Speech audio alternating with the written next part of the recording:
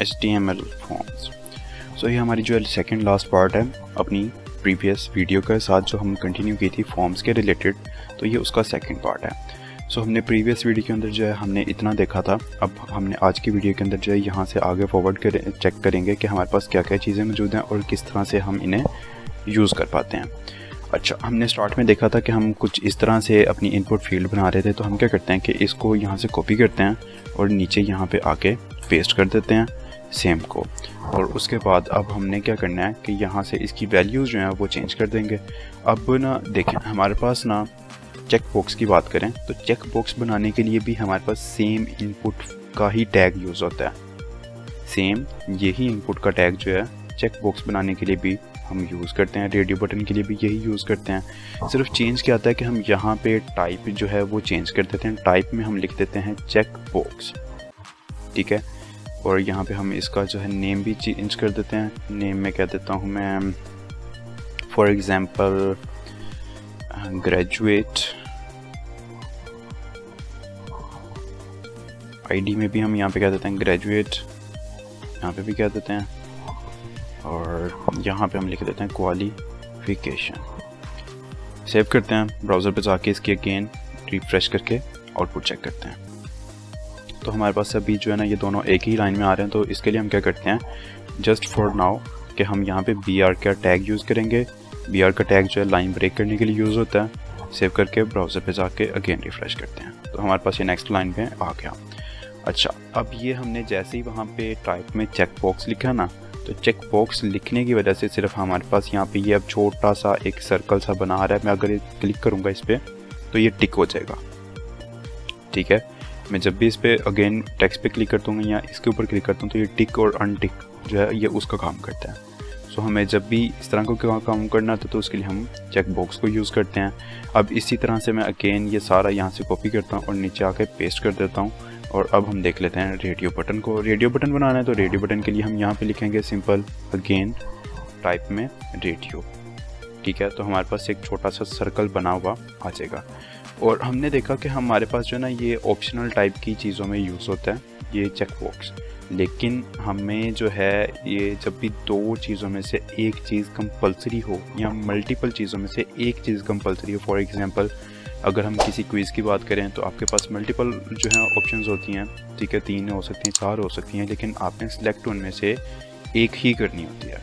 तो उन केसेस के अंदर जो है हम यूज़ करते हैं अपने पास रेडियो बटन को। अब इसे यूज़ किस तरह से करते हैं वो देख लेते हैं। हम ना यहाँ पे जेंडर की बात करते हैं, जेंडर चेक करने के लिए। अब ना इसके अंदर ना एक और चीज़ होती है, हमारे पास एक टैग जो हमने वो मिसिंग कर दिया। इसमें हमारे पास ना यहाँ पे वैल्यू का टैग भी होता है, जो कि जब फॉर्म सबमिट होता है ना तो वैल्यू के अंदर जो भी वैल्यू लिखी होगी वो आके सबमिट हो जाएगी। सो यहाँ पे हम लिख देते हैं ग्रेजुएट, ठीक है। सो इससे होगा क्या कि अगर यूज़र इसके ऊपर क्लिक करेगा और फॉर्म देन सबमिट करेगा तो डाटा जो भी यहाँ पे लिखा होगा हमने वैल्यू में वो आगे सेंड होगा। अगर यूज़र इसे क्लिक नहीं करेगा तो इसके अंदर जो भी वैल्यू लिखी हुई है वो वैल्यू आगे सबमिट नहीं होगी। और यही सेम टैग एट्रीब्यूट हमें जो है वो यहाँ पे भी यूज़ करना पड़ेगा। रेडियो बटन के अंदर भी हम यहाँ पे आते हैं, वैल्यू लिखते हैं और वैल्यू में लिख लेते हैं मेल। और इसी तरह से इसे कॉपी पेस्ट कर लेता हूँ मैं नीचे भी, और यहाँ पे हम लिख लेते हैं फीमेल। सेव करते हैं और ब्राउज़र पे जाके चेक करते हैं तो हमारे पास अभी जो है कुछ इस तरह से आ रहा है, ठीक है। जेंडर और आगे ये छोटे छोटे से जो 2 सर्कल बने हुए आ रहे हैं। अब ये दोनों में से मैं अगर आप लोगों के पास ना समटाइम ये इशू आ जाता होता है कि हम ये 2 हमने बनाया तो दोनों में से किसी एक के ऊपर जो सिलेक्ट नहीं हो पा रहा, मतलब कि दोनों के ऊपर सिलेक्ट हो जाता है। तो वो कब होता है कि जब हमने दोनों का नेम अगर डिफरेंट दिया होगा। अगर इसका यहाँ पे मैंने जेंडर 1 और इसके में दोनों के नेम अब चेंज हो गए ना, जेंडर 1 और जेंडर 2 कर दिया, रिफ्रेश करूँगा आके मैं, तो अब दोनों को सेपरेटली सिलेक्ट कर पाएंगे। दोनों में से किसी एक को हम सिलेक्ट कर पाएँ उसके लिए जो है हमें इन दोनों का नेम जो है वो सेम रखना होता है। उसके बाद अब इनकी वैल्यूज़ जो हैं वो डिफरेंट होंगी और इन दोनों के लिए हमारे पास लेबल भी जो है वो डिफरेंट यूज़ करेंगे हम, ठीक है। हम अगेन यहाँ पे ना BR का टैग यहाँ पे यूज़ करते हैं ताकि ये लाइन ब्रेक करके नेक्स्ट लाइन से हमारे पास आने लग जाए कुछ इस तरह से, ठीक है। सेव करते हैं और ब्राउज़र पे जाके चेक कर देते हैं आउटपुट कि किस तरह से आ रही है। ठीक है, अब कुछ इस तरह से हमारे पास आउटपुट आ रही है। अब हम यहाँ पे वैल्यू चेंज कर लेते हैं। मेल के लिए हम यहाँ पे कर देते हैं मेल, और यहाँ पे फीमेल के लिए कर लेते हैं फीमेल। यहाँ पे ये एक बहुत इंपॉर्टेंट चीज़ है कि हमें एक लेबल ऊपर दिया हुआ है, उसके बाद हमने एक लेबल दिया हुआ है इस इनपुट फील्ड के लिए, फिर हमने एक लेबल दिया हुआ है इस इनपुट फील्ड के लिए। तो ये वाला लेबल जो है ये काम कर रहा है इन सभी के लिए, और ये वाला इंडिविजुअल के लिए काम कर रहा है। सो यहाँ पे हमने आईडीज़ जो हैं दोनों की वो डिफरेंट देनी है। हम यहाँ पे लिख लेते हैं मेल, इसे कॉपी करते हैं, यहाँ पे पेस्ट कर देते हैं, यहाँ पे लिख लेते हैं फीमेल, इसे कॉपी करते हैं और यहाँ पे फॉर के एट्रीब्यूट में आके पेस्ट कर देते हैं। सेव करके ब्राउज़र पे अगेन चेक करते हैं तो आउटपुट अब टेक्स्ट के ऊपर क्लिक करते हैं तो हमारे पास ये खुद ब खुद ही अब टिक हो रहा है। मैं फीमेल पे क्लिक करूँगा तो फीमेल, मेल पे क्लिक करूँगा तो मेल वाला। ठीक है, हमने देख लिया रेडियो बटन्स का भी। रेडियो बटन्स के बाद हमारे पास सिलेक्ट ऑप्शन वाले जो कंट्रोल्स हैं वो आ जाते हैं, उसकी बारी। तो हम यहाँ पे जो है उसके लिए क्या यूज़ करते हैं, उसके लिए हमारे पास ना सिलेक्ट के नाम से ही एक टैग मौजूद है। हमने सिंपल सिलेक्ट का टैग लगाया तो हमने देखा हुआ है कि नेम का एट्रीब्यूट तो हमें देना ही देना लाजमी। हमने नेम का एट्रीब्यूट दे दिया। उसके बाद अब यहाँ पे आके ना इसके अंदर दूसरा एक हमें और टैग यूज़ करना पड़ता है जिसका नाम है ऑप्शंस। ठीक है, ऑप्शंस नहीं ऑप्शन। ठीक है, इस तरह से कुछ। अब यहाँ पे हमने जो है अपनी नाम लिखना है, जो भी ऑप्शन है हमारी। फॉर एग्जांपल मैं कहता हूँ कि हम जो है ये बना रहे हैं सेक्शंस के लिए, सेक्शन चेक करने के लिए कि बच्चा कौन से सेक्शन का है। तो सबसे पहले चीज़ कि हमें यहाँ पे एक लेबल देना पड़ेगा। ठीक है, लेबल दे देते हैं हम लेबल, और इसके अंदर फॉर के अंदर हम लिख लेते हैं जी सेक्शंस, कॉपी करते हैं और नीचे आके इसके अंदर हम आईडी का अगेन अपना एट्रीब्यूट यूज़ करेंगे और उसमें भी सेम नाम पेस्ट कर देंगे। और यहाँ पे लिख देते हैं जी सिलेक्ट योर सेक्शन। तो भी ये एक लाइन में आ रहे हैं, इसके लिए हम क्या करते हैं कि BR का टैग जो है यहाँ पे 2 टाइम पेस्ट करते हैं और उसके बाद इसके ऑप्शंस को जो है वो चेक करते हैं। ऑप्शन के अंदर आए तो हमारे पास जो है डिफरेंट ऑप्शंस हैं। मैं यहाँ पे कह देता हूँ जी A section A copy paste करते हैं, नीचे सेक्शन B कॉपी पेस्ट करते हैं, नीचे सेक्शन C। इसी तरह से जो वैल्यू हमने यहाँ पे टेक्स्ट जो भी लिखेंगे वो ब्राउज़र पे हमें नज़र आएगा, और यही सेम टेक्स्ट या इसके अलावा इसमें चेंज करके भी आप यहाँ पे वैल्यू में भी आपको ये लिखना होता है। तो मैं यहाँ पे वैल्यू में भी वो लिख देता हूँ इस तरह से। सेव करते हैं। ठीक है, ये कुछ इस तरह से अब आ रहा है हमारे पास। मैं इस पर क्लिक करता हूँ तो मुझे ये जो भी मैंने वहाँ पे ऑप्शंस दी थी वो सारी ऑप्शंस यहाँ पे आ रही हैं। आप MCQs वगैरह के लिए भी यूज़ कर सकते हैं, लेकिन मोस्टली MCQs के लिए ये नहीं यूज़ किया जाता है। MCQs के लिए रेडियो बटन्स को यूज़ किया जाता है। लेकिन कह सकते हैं कि हम ये जो है एक दूसरे के एज अ अल्टरनेटिव भी वर्क कर सकते हैं, क्योंकि इनमें से भी दोनों में से जो है एट अ टाइम आप एक ही चूज़ कर सकते हो।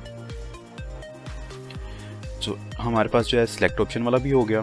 सिलेक्ट ऑप्शन के बाद हमारे पास अब आगे आ जाता है फाइल वाला, कि अगर हमें कोई ऐसा केस आ जाए कि जहाँ पे हमें यूज़र से जो है कोई फ़ाइल लेके जो है वो आगे सेंड करनी है। फॉर एग्जांपल कोई इमेज, कोई MS की फ़ाइल, कोई MS वर्ड वगैरह की फ़ाइल, तो हम क्या करते हैं उसके लिए यहाँ पे अगेन इनपुट का ही टैग जो होता है उसे यूज़ करेंगे, इनपुट के टैग को। और टाइप में जो है हम यहाँ पे लिख देंगे फाइल, सिंपल। ठीक है, और यहाँ पे अगेन हमें लेबल देना पड़ेगा। लेबल देते हैं और इसके अंदर आके हम कहते हैं सिलेक्ट योर इमेज, और यहाँ पे हम कह देते हैं जी फाइल, और इसके अंदर भी ID देते हैं फाइल, और लास्ट पे यहाँ पे हमें नेम भी देना पड़ेगा। इसमें हम कह देते हैं जी फाइल अगेन, और यहाँ पे भी हमने नेम नहीं था दिया हुआ तो यहाँ पे भी हम नेम दे देते हैं सेक्शंस। अब इसे मैं सेव करके ब्राउज़र पे जाता हूँ और आपको इसकी आउटपुट चेक करवाता हूँ।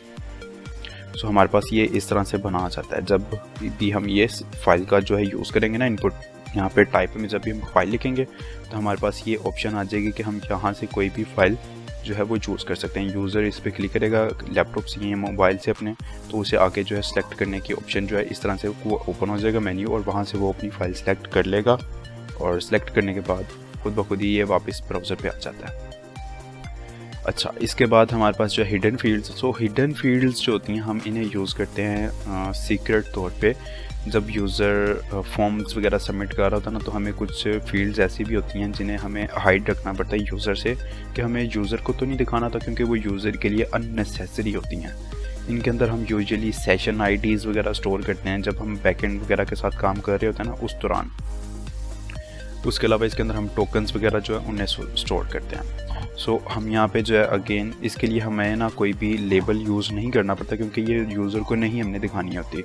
इसके लिए भी हम इनपुट को ही यूज़ करते हैं, इनपुट के टैग को ही यूज़ करते हैं, लेकिन टाइप जो है यहाँ पे वो हम हिडन रख देते हैं। इसकी टाइप जो है इसकी यहाँ पे वो हम हिडन रख देते हैं। और नेम वगैरह भी जो है इसकी देने की ज़रूरत होती है। हम नेम के अंदर कह सकते हैं सीक्रेट की, ठीक है, या कुछ भी जो भी आपने देखना है। और यहाँ पे वैल्यू के अंदर आके हम जो भी अपनी हमारी वैल्यू होती है, ठीक है, वो यहाँ पे हम वैल्यू में लिख देते हैं। तो ये सीक्रेट की यूज़र को तो नहीं नज़र आएगा ब्राउज़र में, लेकिन ये डाटा हमारा सेंड हो जाएगा। सेव करके मैं दिखाता हूँ, मैंने ये ऐड तो किया यहाँ पे, लेकिन अब ये नज़र नहीं मुझे यहाँ पे आएगा। लेकिन मैं अगर इंस्पेक्ट एलिमेंट करूँ, ठीक है, यहाँ पे ब्राउज़र का मैं सोर्स कोड अगर चेक करूँ तो मुझे जो है ये नज़र आएगा यहाँ पे बॉडी के टैग के अंदर आके फॉर्म के टैग में लास्ट पे जाके ये मौजूद है। ठीक है, 786 जो मैंने वैल्यू भी वहाँ पे लिखी थी। ठीक है जी, कुछ इस तरह से हमारे पास ये हिडन फील्ड जो है वो वर्क करती हैं। अच्छा, हमने ना स्टार्ट में देखा था कि अगर हमें यूज़र से टेक्स्ट वगैरह लेना है, ईमेल, पासवर्ड, ठीक है, या हमें अगर कोई इस तरह का नंबर वगैरह लेना है, तो हम उसके लिए जो है ये इनपुट फील्ड को यूज़ कर रहे थे। लेकिन अगर हमने यूज़र से मल्टीपल लाइंस के ऊपर डिपेंड करता हुआ अगर कोई टेक्स्ट लेना है ना, तो उसके लिए हम टेक्स्ट एरिया का टैग जो है उसे यूज़ करते हैं। उसके लिए हम इनपुट का टैग यूज़ नहीं करते, जिससे हमें क्या करता है वो होता है कि हमें मल्टीपल लाइंस जो है ना वो मिल जाती हैं एंटर करने के लिए। सो हमारे पास यहाँ पे है जी टेक्स्ट एरिया के नाम से, टेक्स्ट एरिया लिख देते हैं। तो हमारे पास अभी इसके अंदर जो है ना ये कुछ इसके एट्रीब्यूट है। फर्स्ट नेम, ये तो आएगा ही आएगा। हम यूजुअली से यूज़ करते हैं मैसेजेस वगैरह के लिए कि प्रॉपर इसके अंदर यूज़र जो अपना वो पैगाम वगैरह लिख सके, या ब्लॉग पोस्ट के अंदर जो हम पोस्ट टाइप करने के लिए यूज़र को देते हैं कि यहाँ पे अपनी कंप्लीट यूज़र पोस्ट वगैरह जो है वो लिख सके। उसके बाद आईडी भी जो है वो इसमें ज़रूरी है। और यहाँ पे हमें लेबल भी देना पड़ेगा, अगेन लेबल। और यहाँ पे हम कह देते हैं एंटर योर मैसेज,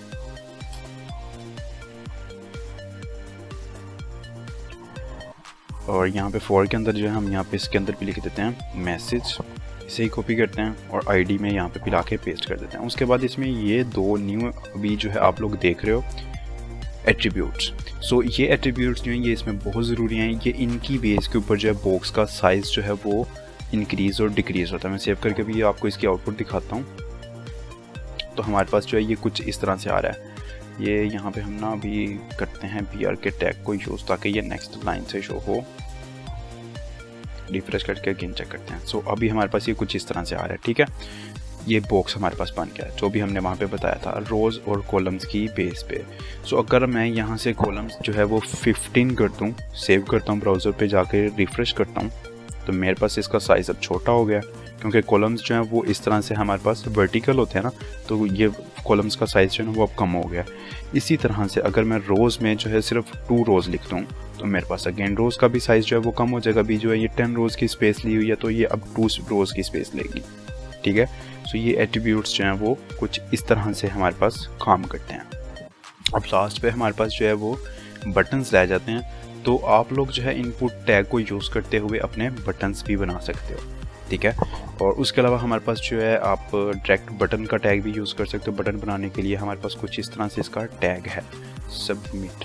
ठीक है, हम यहाँ पे अगेन BR के टैग को यूज़ कर लेते हैं पहले ही, क्योंकि इसने उसके आगे ही शो करवा देना। इसे सेव करके ब्राउज़र पे रिफ्रेश करते हैं, और ये हमारे पास अब लास्ट पे एक बटन बना जो है वो सबमिट का नज़र आ रहा है। अब मैं जब इस पर यूज़र क्लिक करेगा, तो जो भी इसने फॉर्म के अंदर डाटा लिखा होगा, जो भी यहाँ पे सिलेक्ट किया होगा यूज़र ने, ठीक है, जो भी यूज़र ने टाइप किया होगा, वो सारे का सारा इसका डाटा यहाँ से सबमिट पे क्लिक करने से आगे सबमिट हो जाएगा।